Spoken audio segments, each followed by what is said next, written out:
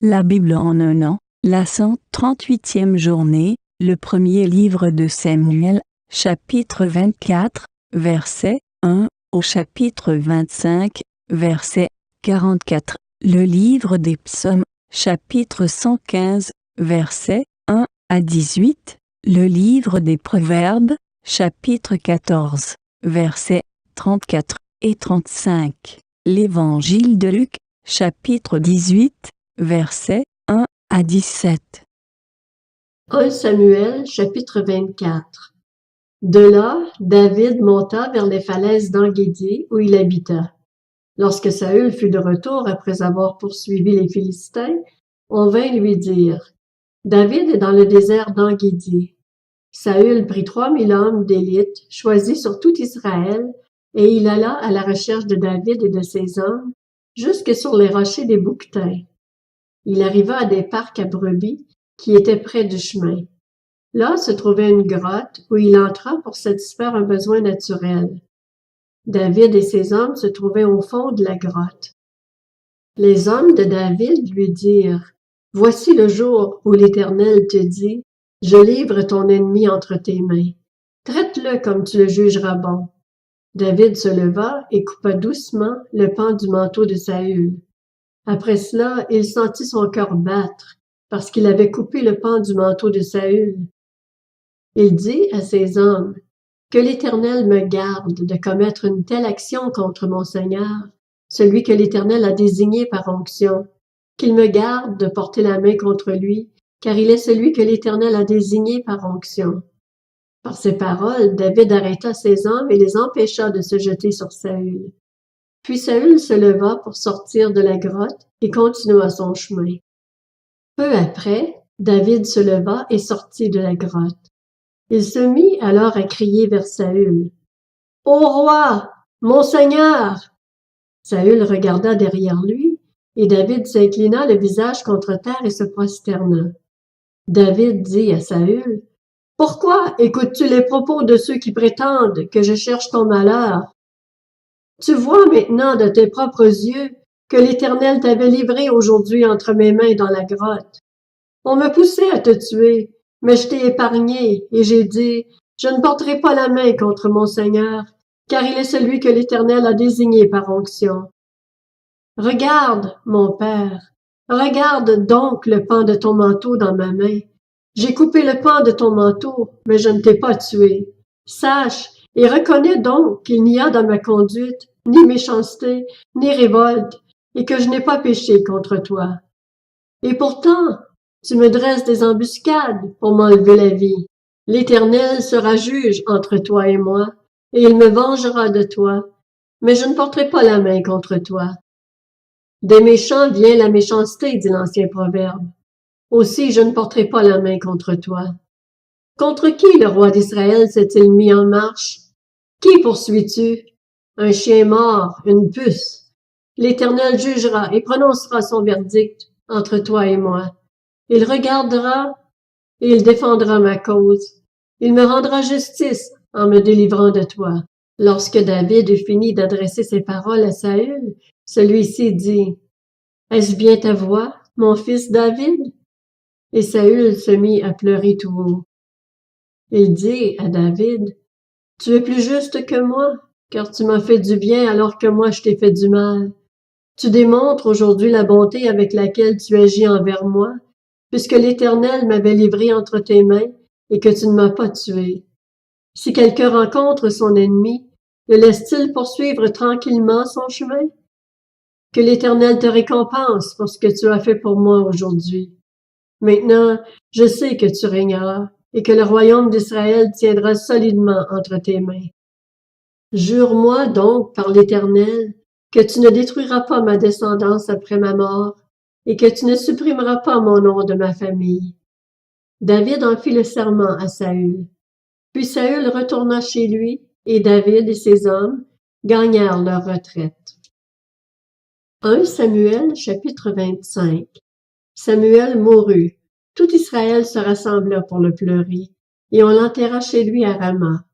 Quant à David, il se leva et descendit au désert de Paran.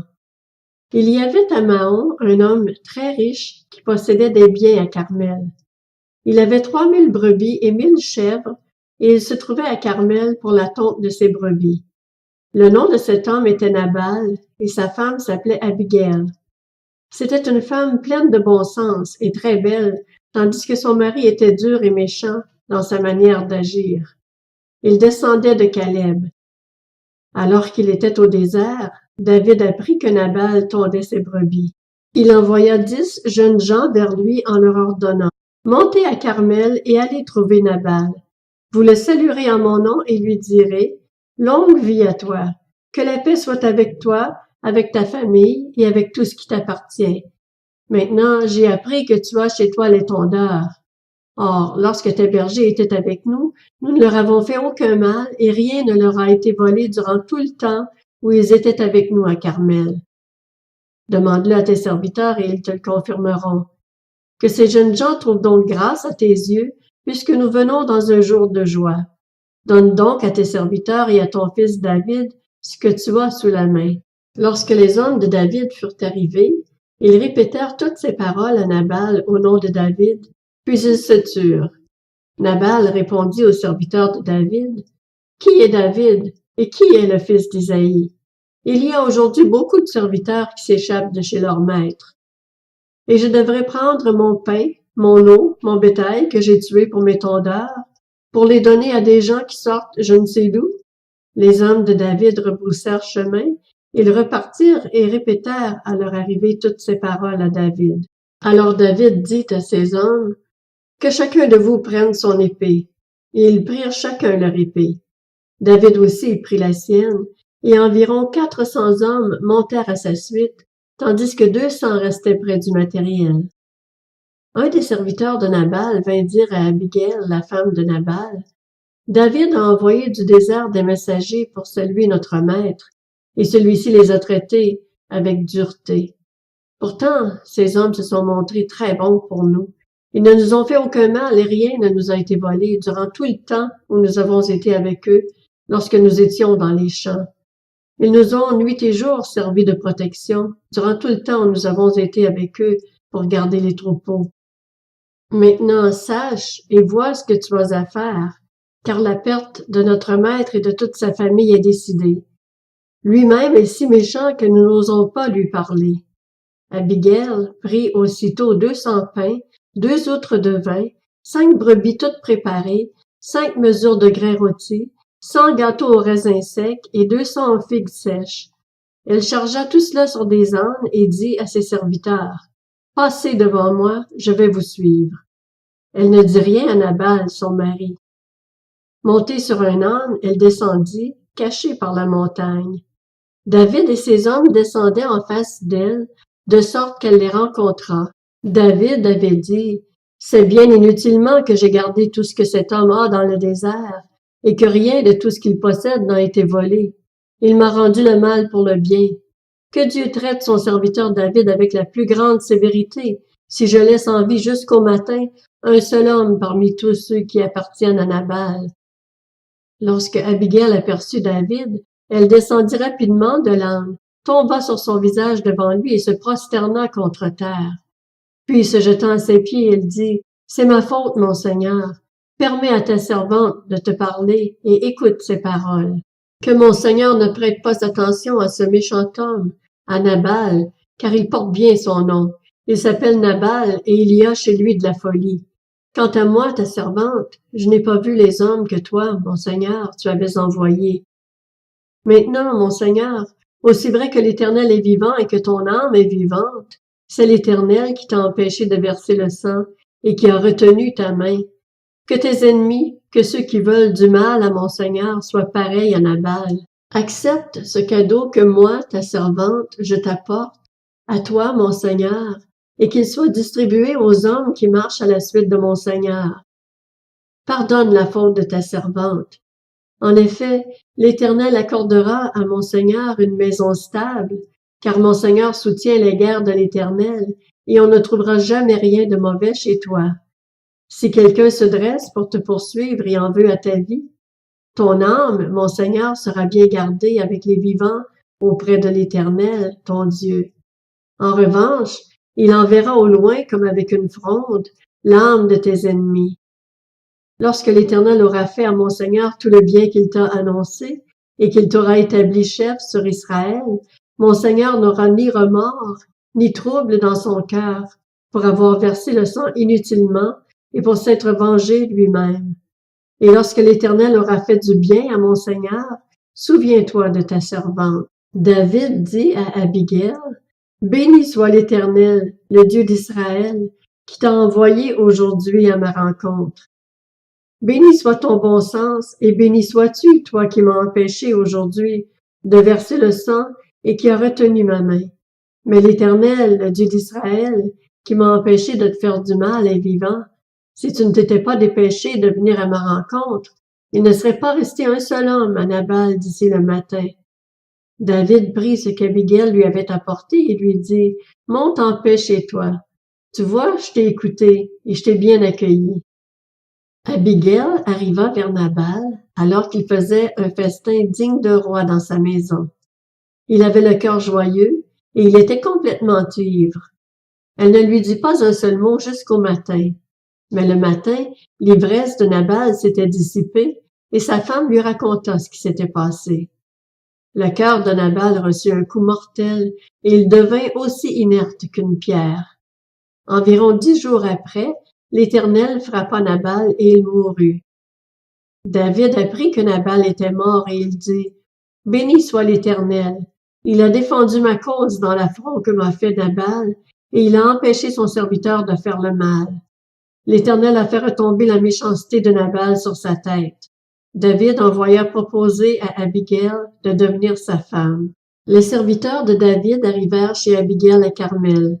Ils lui dirent, « David nous a envoyés vers toi parce qu'il désire te prendre pour femme. » Elle se leva, se prosterna le visage contre terre et dit, « Voici, moi, ta servante, je serai une esclave pour laver les pieds des serviteurs de mon Seigneur. » Abigail partit immédiatement, montée sur un âne, et accompagnée de 5 jeunes filles.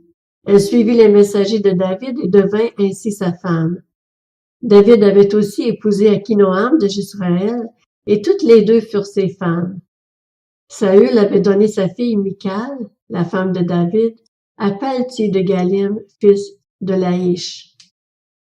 Le livre des Psaumes, chapitre 115. Non, pas à nous, Éternel, non, pas à nous, mais à ton nom, donne gloire, à cause de ta bonté, à cause de ta vérité. Pourquoi les nations diraient-elles, où donc est leur Dieu? Notre Dieu est au ciel, il fait tout ce qu'il veut. Leurs idoles, ce n'est que de l'argent et de l'or. Elles sont faites par la main des hommes. Elles ont une bouche mais ne parlent pas. Elles ont des yeux mais ne voient pas. Elles ont des oreilles mais n'entendent pas. Elles ont un nez mais ne sentent pas. Elles ont des mains mais ne touchent pas. Des pieds mais ne marchent pas. Leur gosier ne produit aucun son. Ils leur ressemblent, ceux qui les fabriquent, tous ceux qui se confient en elles. Israël, confie-toi en l'Éternel. Leur secours et leur bouclier, c'est lui. Famille d'Aaron, confie-toi en l'Éternel. Leur secours et leur bouclier, c'est lui. Vous qui craignez l'Éternel, confiez-vous en l'Éternel. Leur secours et leur bouclier, c'est lui. L'Éternel se souvient de nous. Il bénira. Il bénira la communauté d'Israël. Il bénira la famille d'Aaron. Il bénira ceux qui craignent l'Éternel, petits et grands. L'Éternel vous fera prospérer, vous et vos enfants. Soyez bénis par l'Éternel qui a fait le ciel et la terre. Le ciel appartient à l'Éternel, mais il a donné la terre aux hommes. Ce ne sont pas les morts qui célèbrent l'Éternel, ce ne sont pas ceux qui descendent dans le monde du silence, mais nous bénirons l'Éternel dès maintenant et pour toujours. Louez l'Éternel. Le livre des Proverbes, chapitre 14. La justice fait la grandeur d'une nation, mais le péché est le déshonneur des peuples. La faveur du roi est pour le serviteur avisé, et sa colère pour celui qui fait honte. L'Évangile de Luc, chapitre 18. Jésus leur dit une parabole pour montrer qu'ils devaient toujours prier sans se décourager. Il dit, « Il y avait dans une ville un juge qui ne craignait pas Dieu et qui n'avait d'égard pour personne. Il y avait aussi dans cette ville une veuve qui venait lui dire « Rends-moi justice contre ma partie adverse. » Pendant longtemps, il refusa, mais ensuite il se dit « Même si je ne crains pas Dieu et n'ai d'égard pour personne, puisque cette veuve me fatigue, je vais lui rendre justice afin qu'elle ne vienne pas sans cesse me déranger. » Le Seigneur ajouta « Écoutez ce que dit le juge injuste. Et Dieu ne fera-t-il pas justice à ceux qu'il a choisis et qui crient à lui jour et nuit? Les fera-t-il attendre? Je vous le dis, il leur fera rapidement justice. Mais quand le Fils de l'homme viendra, trouvera-t-il la foi sur la terre? » Il dit encore cette parabole à l'intention de certaines personnes qui étaient convaincues d'être justes et qui méprisaient les autres. Deux hommes montèrent au temple pour prier. L'un était un pharisien, l'autre un collecteur d'impôts. Le pharisien, debout, faisait cette prière en lui-même. « Ô Dieu, je te remercie de ce que je ne suis pas comme les autres hommes, qui sont voleurs, injustes, adultères, ou même comme ce collecteur d'impôts. Je jeûne 2 fois par semaine et je donne la dîme de tous mes revenus. » Le collecteur d'impôts, lui, se tenait à distance et n'osait même pas lever les yeux au ciel, mais il se frappait la poitrine en disant « Ô Dieu, aie pitié de moi qui suis un pécheur. » Je vous le dis, lorsque ce dernier descendit chez lui, il était considéré comme juste, mais pas le pharisien. En effet, toute personne qui s'élève sera abaissée, et celle qui s'abaisse sera élevée. Des gens lui amenaient même de tout petits enfants afin qu'il les touche, mais les disciples, en voyant cela, leur firent des reproches. Jésus appela les enfants et dit, « Laissez les petits enfants venir à moi, et ne les en empêchez pas, car le royaume de Dieu est pour ceux qui leur ressemblent. Je vous le dis en vérité, celui qui n'accueille pas le royaume de Dieu comme un petit enfant n'y entrera pas. »